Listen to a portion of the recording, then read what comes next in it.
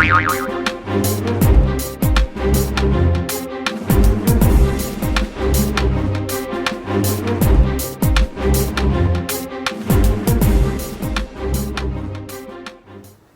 everyone, Irix Guy here. I wanted to do a video review of this Nikon D3000 camera. Now, I'm not a seasoned photographer. I do shoot a lot of photos when I travel. Also shoot a lot of panoramic photos, and if you're not a photographer and you're not familiar with what panoramic is, basically you snap a series of photos, being sure to include the and you want some overlap, because if you don't have overlap, it's not going to work. So get some overlap and just keep shooting, preferably on a tripod. And then using software, you can merge those photos together and create a panoramic. Panoramics are really cool because you can put them on a photo canvas. Looks like a widescreen view of whatever. Those are great for city skylines, beaches, etc.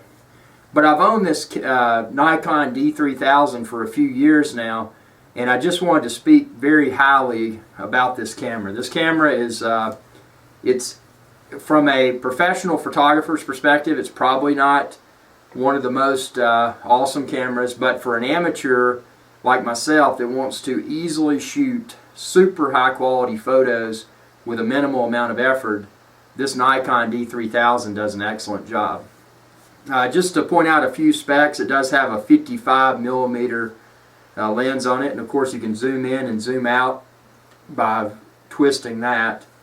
And then what I always do, and there's ways to get more deeply involved with it, but I just keep my setting for my photos on auto, and it makes it just everything when I shoot with auto settings always good. Now if I'm in a nighttime situation, I'll flip it over where I've got like Christmas lights and stuff.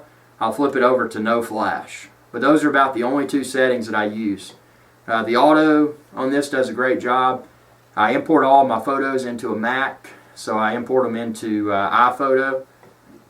If the photos aren't absolutely perfect, I can touch them up in iPhoto, and everything I do as an amateur photographer turns out to be great.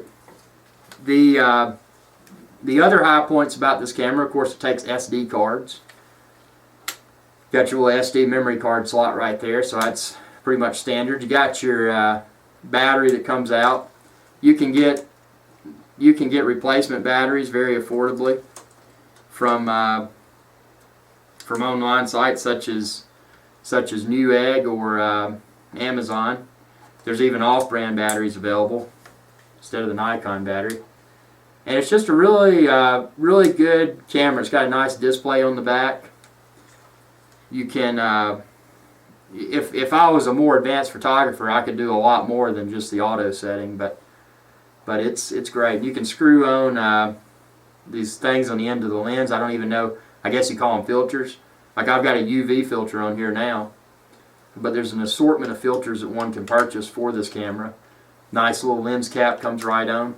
One thing I would have done, and I'm not complaining, but if I was Nikon for this lens cap cover, which I don't know how I haven't lost it, I would have attached some sort of hole and a string so that it lashes to the camera.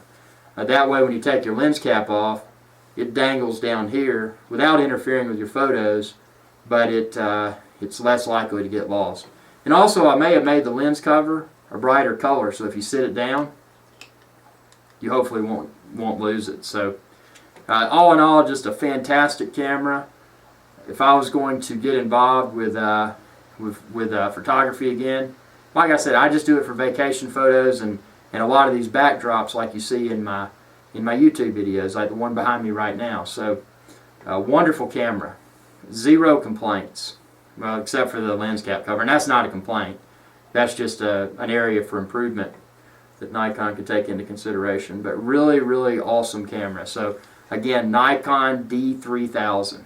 If you're in the market for a step up from just a standard point and shoot, put in your pocket kind of camera, get the Nikon D3000 or whatever more current and comparable model might be available from Nikon. Really, really good camera. Thanks for tuning in. If you haven't subscribed already, please do so. It's youtube.com/IrixGuy. And y'all have a good day.